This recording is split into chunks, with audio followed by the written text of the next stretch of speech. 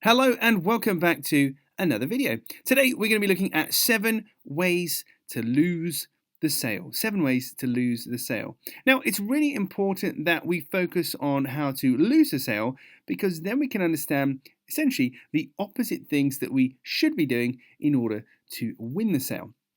Some of this stuff that you're going to see in the video, you might have done it yourself, but you'll definitely recognize this behavior in salespeople that you've met and how people interact with you.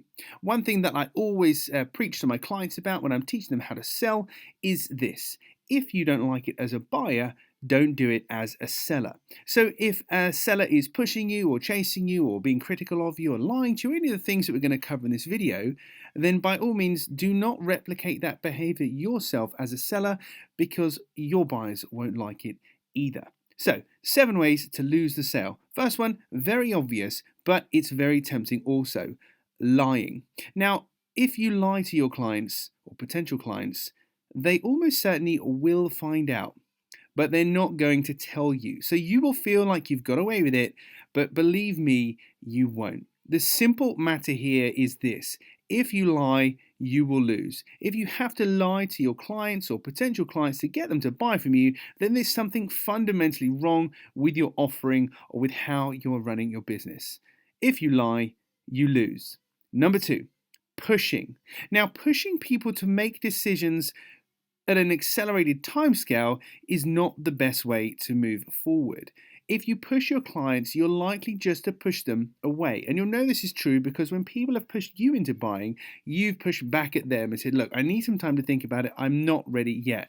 You don't respond to pushing. And so your buyers won't respond to pushing either. As a salesperson, you just need to do 2 things. You need to provide your buyers with the information that they need and the opportunity that they need to buy from you. But the decision is always theirs and it's always on their timescale.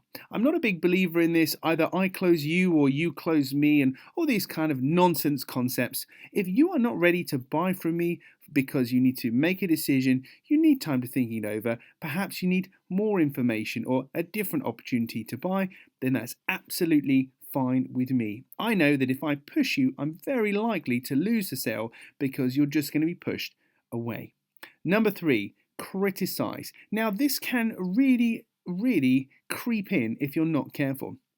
Being critical of your clients is not advised because it undermines the trust and respect and rapport that you're building with them. But by definition, if a client is using your product or service to do something, then they may well have failed to achieve a result themselves or they're actively seeking help in achieving something. But your job is not to point that out. Be kind, be courteous, but don't make it overt and obvious, and certainly don't criticize people. I've overheard conversations and been in conversations where people say things like, oh, I've had a look at your website, it doesn't actually work very well, this is wrong, that's wrong, but don't worry, I can help you. They genuinely feel like they're being helpful, but unfortunately, all that buyer is hearing is the criticism, and that really undermines the respect and rapport between the buyer and the seller. There's no need for you to criticize your clients. You need to show them respect and give them the best of you at all times. Number 4, spam. Now we know because we've seen this, but if you try to turn any and every conversation or social media post or anything into a sales pitch, it's just not going to work. And you know the kind of thing, you've seen this before, it definitely happens to my posts on LinkedIn and online. Somebody will make a comment and then they'll say, oh great, yeah, actually we can solve this problem. Here's the link to my book, my course, my webinar, whatever. You shouldn't have to spam people. You shouldn't have to overtly advertise what you're doing and force them into it. By all means, share your knowledge, share your expertise, and be free with your time and help people as much as possible. But connecting conversations or situations with your offering when there is really no connection there whatsoever is another form of pushing for the sale. So if people aren't interested and you're spamming them, it's just going to aggravate them. It's another form of pushing them away. Number 5, over convincing. Now, you need to be very sensitive in a selling conversation because for some of you, there will be a point when your buyer's decided to buy, you've not picked up on that, and you carry on I don't like to use the word convince, but you carry on trying to convince them to buy from you. So much so that you can then actually undermine your good work and they question their decision and they change their mind. So you need to give buyers the information and the opportunity they need to buy from you, but you also need to look out for 5 distinct signals that they're going to be giving off that tell you they're ready to buy. Because if you continue to give them information and continue to talk to them and you don't recognize those signals, they might have second thoughts, and ironically, you can turn the sale back around into a no sale. Number 6, ripping people off. It's embarrassing that I have to point this out, but it's there. If you increase your prices, or if you take advantage of people, or if you don't deliver things you say you're going to deliver, if you exaggerate things in some way, you use false proof, false testimonials, whatever, if you're trying to take advantage of people and charge them more money for something that just isn't worth it, it doesn't work in the long run. So it will cost you the sale because people are very, very attuned to how much things should cost and what they get for the money. So not only will I not buy from you, but it's going to cost you your reputation. At the time of filming this video, we're gripped by the coronavirus outbreak. So the example I'm using here is astonishing. A 9-pack of toilet rolls, which probably usually retails for maybe £3 or £4, something around there, $22.99.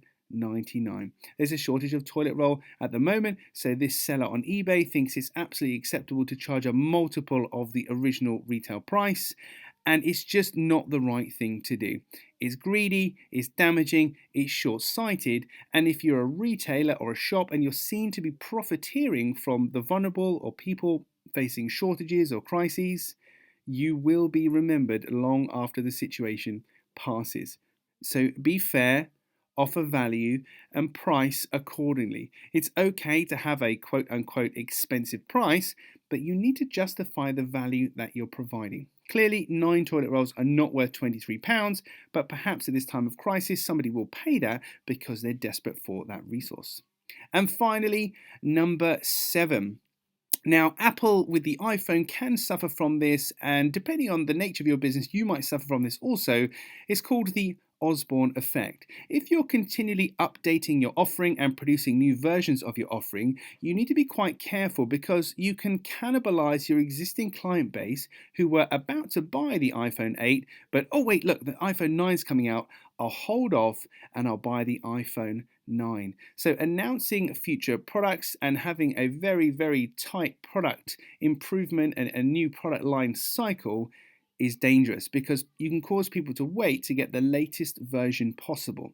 It's called the Osborne effect. Might not be specific to you and your business, but it's something to consider. And you know it's true because it's the same for you. If you were about to buy something, but you knew that a newer version was coming out, it tells you one of 2 things. Firstly, the newer version might be better, it's kind of implied. And secondly, the outgoing older version might then be discounted accordingly. So as a result, you're probably going to sit on your hands and wait and find out what's going to happen rather than commit. So there we have it, 7 ways to lose the sale. And as I say, you might recognize some of that behavior in yourself, but you'll definitely recognize some of those things that have been done to you and will continue to be done to you as you are a buyer of goods and services. Now, in the comments below, I'd really like to know from you, because obviously there's going to be a lot more than 7 things, but what's the worst thing that a salesperson has done to you, apart from pushing you, lying to you, spamming you, checking in, hounding you, etc.? What's the worst situation you've been in as a buyer? I would love to know. Okay. Thank you so much for your time. Please share this video with anybody who needs to see it, anybody that might get value from it. And if you would like to see more videos of this nature, please subscribe to the channel. Thank you very much for your time. I'll see you in the next video.